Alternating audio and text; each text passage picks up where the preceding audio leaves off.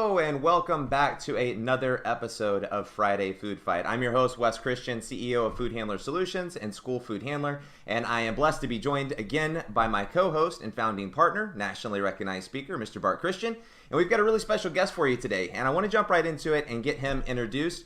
Mr. Joe Pettit, with more than 20 years of experience as a leader in the food and beverage industry, with 6 of those being in school nutrition, Joe brings experience and passion to see others at their best. In his current role as supervisor for Charleston County School District in South Carolina, Joe oversees 15 schools, leads new hire training, team professional development, and department communications. He also owns a professional speaking business where he presents leadership and motivational talks for corporations, state and national S&A conferences, and school assemblies. Most recently, he also just launched a new Facebook and YouTube podcast called Cup of Joe, which airs on Wednesdays at 3 p.m. Eastern Time.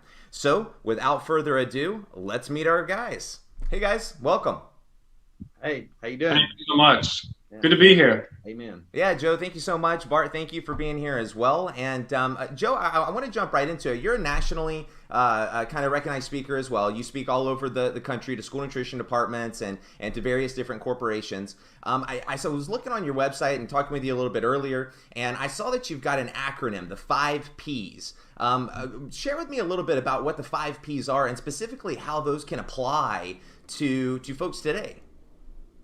Absolutely. Thanks for having me on. And so the 5 Ps kind of came about. I love to grow food. I'm a raised bed, organic type vegetable gardener, but also somebody who's always looking for the lesson. Very quickly, I'll tell you, a lot of people I realize don't care as much about my story about overcoming an addiction as much as they want to know, how do I use what you learned to get over that so that I can apply it to my life? And so the 5 Ps, really, the first thing that I knew when I want to grow something in the garden, I need to know what I want to produce. That's the 5th P. So we're going to go from the end backwards. And basically, I know what I want to produce, and I'll go back to the front. And the first P is really, you need to have a plan. And so when you have a plan, at that point, you need to be able to start to prepare, then plant the seed, then practice, then produce. And those are the 5 Ps that allowed me to not only overcome an addiction, to be able to be a better husband, a better father, and then to be a better leader. And honestly, it's one of those things that I think anybody can use if you will walk through those type of steps. Wonderful. And I mean, I know a little bit about your story and, kind of that struggle and overcoming some of those struggles with addiction. There's a lot of people out there right now that are going through a tough time. And, might be struggling with various different things, adjusting to stay-at-home orders, adjusting to a new work environment. But regardless, I think all of us, it's fair to say, are dealing with change in a very dramatic way. What type of suggestions do you have for people to just have a positive mindset and really kind of pull out of this so that they can be better than they were before they kind of went into this period? Yeah, it's never too late to start a plan. And I believe that there's one way that you really start with that plan is you got to have a vision. What is it that you dream about? Because no matter where we are, no matter where we're stuck, even in the midst of being quarantined, there's still a dream of something. Your dreams may change, but what's getting me through personally through this time, and I really encourage others to use this same thing, what is it that you want and who do you want to be in 5 years? And then at that point, we can start to build that hope and that dream, because if I can do it, okay, anybody can do it. I'm no different, no special, no more unique, but I started putting the plan into practice. And honestly, my encouragement to folks, dream big. And I know it may be tough, but dream big. Can I add something to that? Yeah, I was going to ask you to jump in because I know you speak a lot on very similar topics. So please.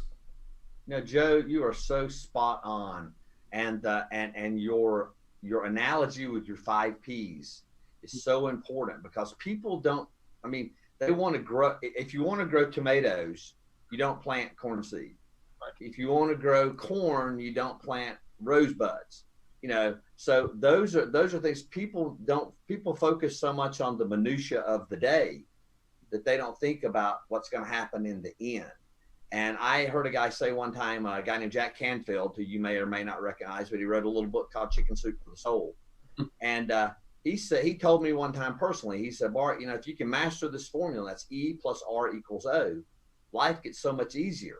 I said, what is E plus R equals O? And he said, well, it's events plus your response or your action equal your outcome. And we can't control the events that happen to us. We can influence the outcome, but all we really control is how we work in the garden, like you're saying. And are we pulling weeds or are we watering weeds? And that's just a kind of I just love that 5 Ps. I think that's brilliant. Thank you, because that's my takeaway for the day. I love the garden analogy. I actually, since we've been in quarantine, have picked up a little bit of gardening in our backyard. We got a small backyard, but we got a little area that we planted some tomatoes and some other things. And I quickly realized just how horrible of a gardener I am, because we've got in California, we've got a really bad slug problem, snails. And I knew that putting salt on snails would keep them away and ultimately get rid of them. What I didn't know is that if you put salt on a tomato bush, it kills it really fast. So I quickly killed my entire garden the other day trying to get these slugs out of there. So I'm the slug and garden killer. Joe, you had mentioned, and it was either you or Bart had mentioned, coming out of this and kind of having a vision for the next 5 years. Talk to me a little bit about what you see in meal service being like in this upcoming year, just for food service workers, but specifically for school nutrition. Yeah, I think really for school nutrition departments, if their vision was great presentation, great food quality, great customer service, if that was the vision before this happened, it'll still be their vision. Now, the delivery and how, not only delivery, like not by definition delivery, but how they still define that will still be the same, because that was their vision, that's their commitment, that's where they're going to make their mark. But here's the other part that I believe is that we can also use the momentum that has been created through this. We have automatically been catapulted into a national spotlight in a positive way. That we now have the attention of our school administrators, who now are calling us one-on-one, directly calling on us, texting us. Like we are creating a deeper connection with our local leaders inside of not only our communities, but in our schools. So ultimately, that's going to allow us to have a little bit more say in how we're going to deliver. Now, what that's actually going to look like, I think right now we're all at pure speculation. I believe that when the CDC starts to set out more definition, when school administrators are told how they're supposed to do it, then we'll basically, as school nutrition professionals do, we will adapt and we will make sure that we deliver the best possible product and service. Absolutely. And I just had a conversation this morning with a major manufacturer, and that was the topic about one of them, not the topic, but one of the things we mentioned was, there's no real guidance, and until there is guidance, it's all speculation. But I think you and I have been in the business a long time. He'd been in the business a long time. I think we've got an idea how things are possibly going to go. And I see, classroom service. I see a lot of grab and go. I see maybe some scattered cafeteria congregate feeding, or maybe even kids going to the cafeteria and picking up trays and taking it back to their classroom. All of which are going to be just like what we got through doing, completely different ways, short of grab and go, completely different ways of doing business than we've ever done before. It's going to be fun. You better believe it. You better believe it. But I do honestly believe that folks in the school districts who want to take the easy way, because unfortunately there's still some folks who just like, you know what, this is the way it's going to be. Here's your shelf stable item. And for right now, that's working because that's what we need. But I also believe that there's going to be those pioneers that are saying, no, we will not sacrifice food quality. We're going to take the rules and we're going to interpret them, and we're going to deliver the best possible product to our customers, our students. And can I get off track for a second, Wes? Of course. The one question I had speaking to a director this morning too from a district in Arizona was, how do you, Joe, in your district, let's say that they do the pick up the tray and go back to the room, or they do meal delivery to the classroom from the cafeteria. How do you see cleanup, and how do you see sanitation in the classroom for teachers? That was the question that I got this morning, and I gave her my thoughts, but I really didn't have I don't know. Well, I think your company, School Food Handler, will be writing a whole lot more SOPs to help clearly define that. But in the same breath as well, here's the tricky part. When you release the responsibility of who's serving the food, but yet you as a company or department are still responsible if anything were to happen. That's the tricky play part. As far as the cleanup, I'll be honest with you, from someone who does breakfast in the classroom, it's great because it allows school administrators to be able to control the traffic, really be able to maximize their amount of instructional time. But lunch is a little bit different in the classroom. I really think that from a district's perspective, I don't want to release that control because I want to make sure that it's done the proper way from those who are receiving food handling training. Mm-hmm. So it's again tricky, but your word was fun. Yeah. Well, I'm going to say, the Chinese say, "May you live in interesting times," and Lord knows we're in them. Sure. This is true. Bart, you kind of touched on this a second ago with some of the kind of different ideas of serving techniques and different ways that we might see food service operators delivering food to the students. Joe and Bart, both of you, question for you. What do you see as being kind of the new norms moving forward? Do you see a lot of grab-and-go lunches still? Do you see a lot of maybe outside feeding, separate serving periods? What do you think the future holds for us as far as getting the food in the kids' hands? I'll take first on this one. I think, honestly, you're going to have a different it'll definitely be a hybrid model. I believe if we can keep it to because here's the other part, is that there hasn't been much interaction. There's not been a whole lot of social interaction for students, which we know is huge in their emotional development. So I believe that they're going to want to encourage that outside of their classroom, but in a controlled manner. I believe you're going to see a lot of blue painter's tape on the floor. I believe you're going to see that 6 foot is going to stay in stores and also in cafeterias. I don't know how that's going to happen with, if you look at 50 in a cafeteria, but I believe you're going to find a bunch of different hybrid models.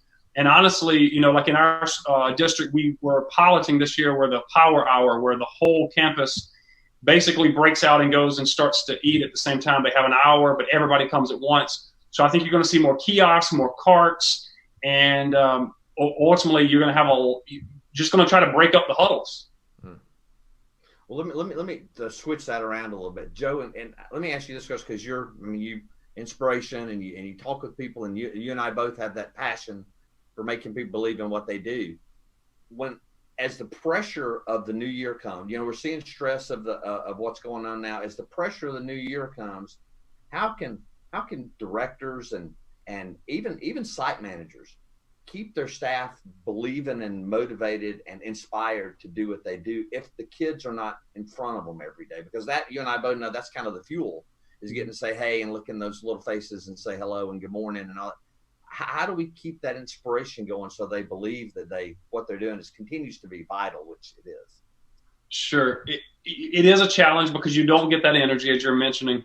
But ultimately, I think what we need to remember, whether it's a speaker, whether it's a director, whether it's a school administrator, is to realize what is our ultimate goal. Like, why are we here and why are we doing it? And if it's for the students and we start to really hear and feel the impact of those stories, to understand that we are going to be coming into a completely different time, that if we will just continue to show them that what they're doing is important, make them feel that way, I think that appreciation is a huge factor that we're going to have to connect with. Let's say if you work for me, Bart, and I would say, hey, how's your family? Break it down to that personal level, and then we'll be able to keep them inspired, keep them fueling, because I care about you as a person. And ultimately, we're here to feed our students. And in our district, we call it students are the heart of our work. And when you keep that in mind,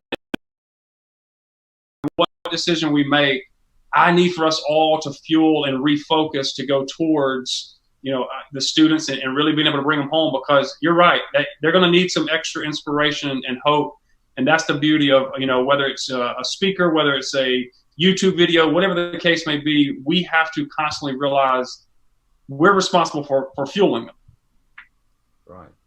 Well, I'll ask this to both of you, since you're both in the speaking world and motivating staff is one of your passions. What's the future look like for motivating employees from a speaker, getting this information to them, where we might see less group gatherings, we might see less large employee meetings. What are some different resources or some different tools that directors could maybe look towards now to kind of start getting in their minds some different ways that they can keep their staff motivated, in this upcoming year? So ultimately, I believe that we're going to have to embrace Zoom. Okay. And I'm sure there's other companies out there, but Zoom's getting all the love right now. It's kind of like if I Googled something, right? It's become the new term for what we're doing currently, whatever platform we're using. Folks are going to have to, and I mean folks by directors, they're going to have to embrace the Zoom world that we're in. I believe ultimately we're talking about just one season. I don't believe this is the way it's going to be forever. I believe we're talking about one season. If we can embrace it, but I think ultimately that a lot of directors are going to have to also realize that, times are tough and we're having to look at different expenses. You cannot cut training right now. Right now is not the time to cut training. Matter of fact, you might want to double down on that so that you can make sure that your team feels like you care, so that you're pouring into them. Because at the end of the day, if I'm calling on you or if I'm giving you a message personally, this is not a generic video. If I'm calling on school food handlers specifically, it allows your team to know that this message has been catered for them. Someone's still trying to give me that boost. But then ultimately, as always, when I walk off the stage, I always tell the directors, the ball's in your court now. So now it's up to you to keep this momentum going, because motivation is just a shot of, it's just a good shot. Then you have to help build and keep that momentum moving forward. Bart, how about yourself? I see two things. I see number one is that, you're going to have more directors that have been in this mode of having a big meeting at the beginning of the year, this 4 or 5 hour meeting at the beginning of the year, and then maybe another follow-up sometime mid-year. Obviously, they're not going to be able to do that, not this year. But I see the second thing I see is the opportunity for there to be built within organizations a new culture of training. One of the things that we've done with School Food Handler, and I mean, not to toot our own horn, but it's a great tool, is that we've given directors the opportunity to build curriculums over the course of a year so that staff can be continually educating themselves, so that they need that 6, 7, 8 hour worth of time, whatever they need, instead of getting it in one shot. Because Joe, you and I both, you just made the magic word. I speak to people all the time and they say, "Are you a motivational speaker?" And I said, "No, I'm not. I'm an inspirational speaker. I can inspire you. I can make you feel good. I can make you want to do something today. But motivation comes from in here." And you and I both know that motivation wears off if there's not constant reinforcement. And I think that what this new territory is going to allow directors to do is to build a real culture of training, a real culture of education, so that every month, every 2 weeks, every week, there's maybe a short 15-minute session, maybe a short Zoom. Managers meetings, maybe instead of being done once a month or every other month, maybe they're done a couple of times a month now through a Zoom, because it's much more convenient to get everybody for a few minutes after their shift than to bring them all into one place. So I think there's a real opportunity for people to build this culture of training that's going to constantly motivate their staff. Because I also believe this. I believe that when you invest in training, ongoing training for your staff, even in small pieces, it lets them know that they're important, that they're valued, and what they do is critical, so critical that we need to constantly reinforce procedures and policies with you. And that's just my 2 cents. Yeah, and let me, as you're talking, let me just jump, kind of piggyback on what you're saying too. You also mentioned sometimes when we're talking about this big gathering in 4 or 5 hours, I think the other thing that you have to do is cut out all what we call the excess fat. Like, let's get rid of the stuff that doesn't need to be there, right? And let's utilize the time even more specifically. Well, here's the other part. If you bring in a back-to-school speaker for a professional development, kind of come in and keynote for an hour, 2 hours, maybe they deliver a little education session.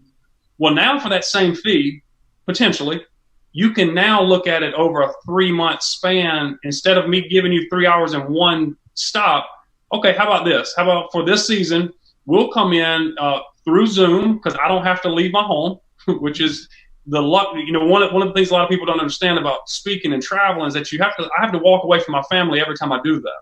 For days. Yes. Yeah. If it's a 1-day shop, I'm out at least 2. Yeah. 3 if it's really the way, traveling on that. But So now you can offer them even more added value, and it's still the same amount of time that I'm in front of your audience, which I think if really districts will hear what we just said, you can get ongoing training from a speaker per se for like a follow-up for the same fee potentially. Exactly. And you can set up a camera. There can actually be interaction like we're doing now. Right. And it would be actually more valuable. Way more. Rather than, if you have you and I can get up and we can crank a group up for a couple of hours, but getting to have that time maybe every couple of weeks for 6 weeks or 6 sessions, 3 hours, 30 minutes at a time or 45 minutes at a time, I think could be very valuable to directors if they're willing to, it's change, but if they're willing to change and look at this new way of doing things, I think it'd be better. Absolutely. So I think it's fair to say that we need to embrace the technology that we're now being forced to use on a regular basis, right? No. Oh, no, I know. Yes. Fun. That's the word of the day, fun. That's it. I know there's been we talk to a lot of directors, and Bart, you talk to more than I do on a regular basis that are in the field, go and see people on site. But there's still a large portion of directors that are still doing paper logs, still are doing things in I wouldn't say it's an old-fashioned type manner. I think that maybe this is the push that pushes us all to just embrace technology, whether it's different tools to use, different streaming tools, different methods of delivering education. But I think that's all great advice that you guys just gave. Well, Wes, you said something not too long ago to me when we were doing a presentation. You said talking about people that wouldn't embrace technology. And Joe, this is a great thing that he did. We were having trouble getting some districts to embrace the training platform because they just didn't want to do it. And so they said it's too technical. So Wes goes in and has a meeting and holds up his smartphone and asks everybody how many's got one. Every hand goes up. He asks them to take a picture of him and then send him a text of the picture, and then he replied back, and he asked him to reply back to the reply. He said they all did it, and he said you all realize you just did about 10 times more steps than are needed for doing a training lesson. And I think that's the thing. I think that people are. When I did this, it was almost joking because we all look at new technology that way, but the reality of it is things are getting so much simpler than they were. And if you can operate a POS or you can operate a menu planner online, you can absolutely find your training and do it on a platform. And there's really no excuse not to do it now, especially. It has gotten a lot simpler. I agree with you a lot on that. And, talking about simplicity of things and ultimately just embracing some of the change. Let's talk about mindset. I know both of you, it's probably a topic that both of you will jump on. But what's the mindset of a director going into this upcoming year? We've talked a little bit about motivating your employees, but really, how do we help directors with maybe a couple of quick tips on how to get your employees on board for this? Because we're talking about adjusting to new procedures, possibly new cleaning procedures, maybe new materials they're going to be using, and now we're talking about throwing in the additional. Now we're going to be using this new technology potentially. There might be a lot of pushback. What are some ways that directors can help really get their employees on board with these changes? Yeah, I go by 3 P's, and with those P's is patience. We have to understand we can't. If we are going in thinking someone's just going to accept change overnight, we're fooling ourselves. I mean, that's just not going to happen. So you have to have patience and see it. When we talked about the 5 P's earlier, having that plan. What is the vision? What are the goals? And we really have to be specific about both. So having patience. The second P is you must be persistent. So we're going to have to constantly remind, well, that's their job. You can say that, but you must be persistent over time. And then finally, the thing that my mom, and God bless her, I love her like nobody else. And I would not be the man I am today if it wasn't for her, because she taught me about the 3rd P mostly, which is politeness. You can accomplish so much if you will practice politeness. I can tell you what you need to do, and I expect you to do it, but I'm still going to be polite about it. So I can deliver some news that some people might say is bad news, but I'm going to give it to you in a polite way. So patience, persistence, and politeness. I love that. one thing, and that's surround that with why. Because so many times we get, when our society, we are focused on telling people what to do. But I found so many times, if I can explain to people why they need to do it and help them. Now, I think that we've had a lot of explained for us already with what's happened, but getting people to understand the why. This is why we have to do it. That they might not necessarily agree with you, but when they understand that, there's a reason, sometimes that helps too. But I love the 3 Ps. Yeah, no, those are great. Joe, a couple of times now you've mentioned the power of goal setting.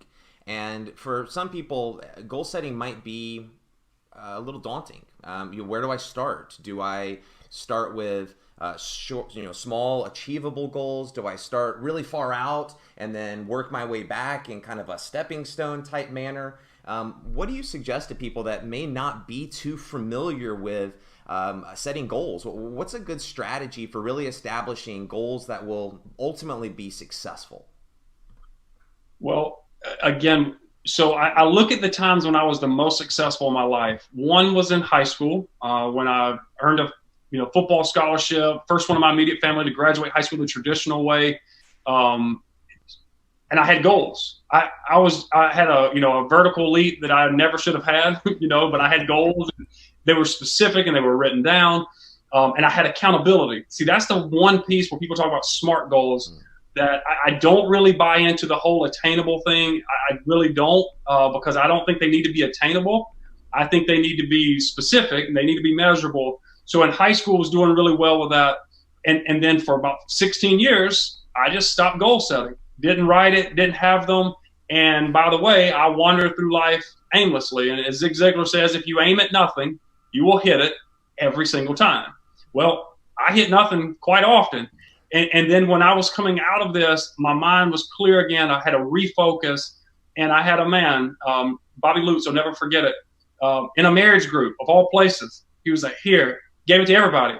And I don't know how many people did it. I know the studies say that about 3% of Americans actually write their goals down. In that first year, I wrote 10 goals, 10 personal goals for a 12-month space.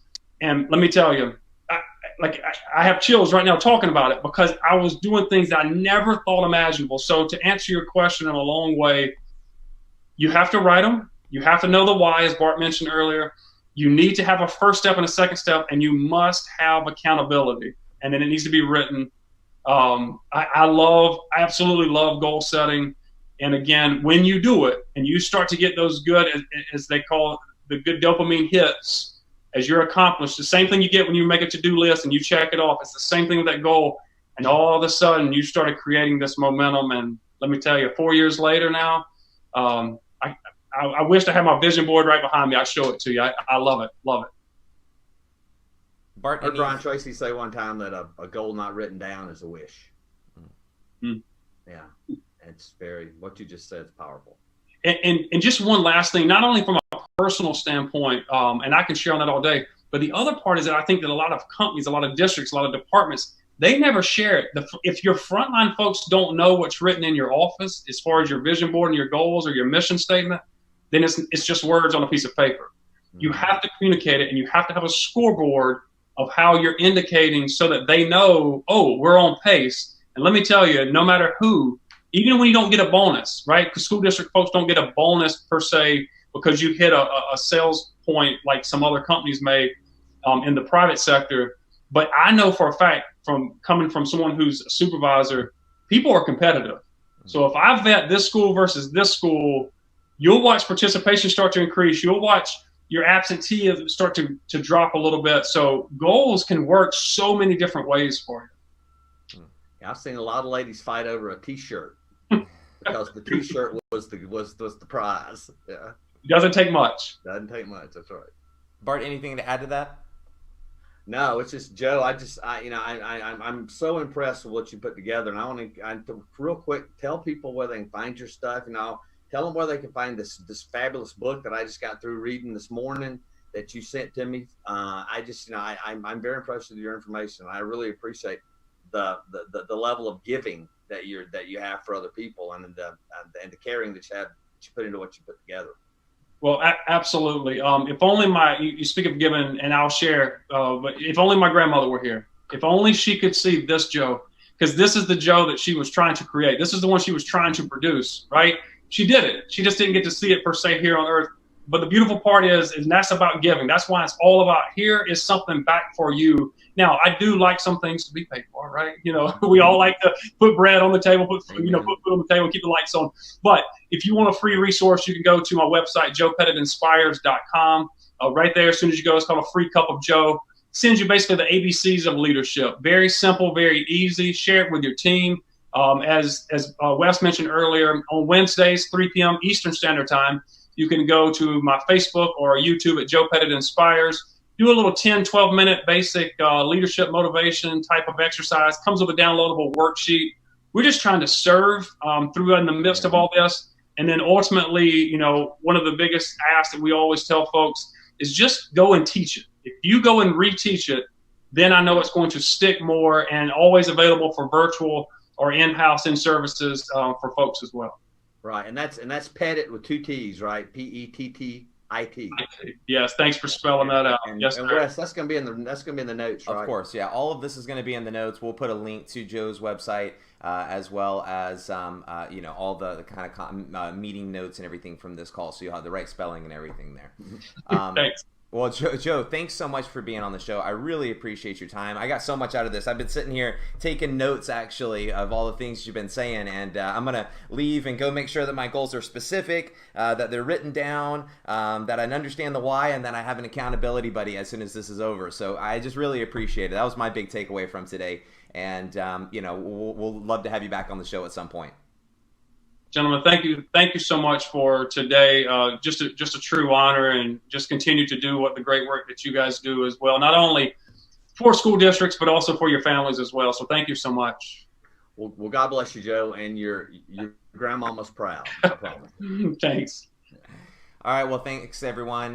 This has been another episode of Friday Food Fight, and we will see you here next week.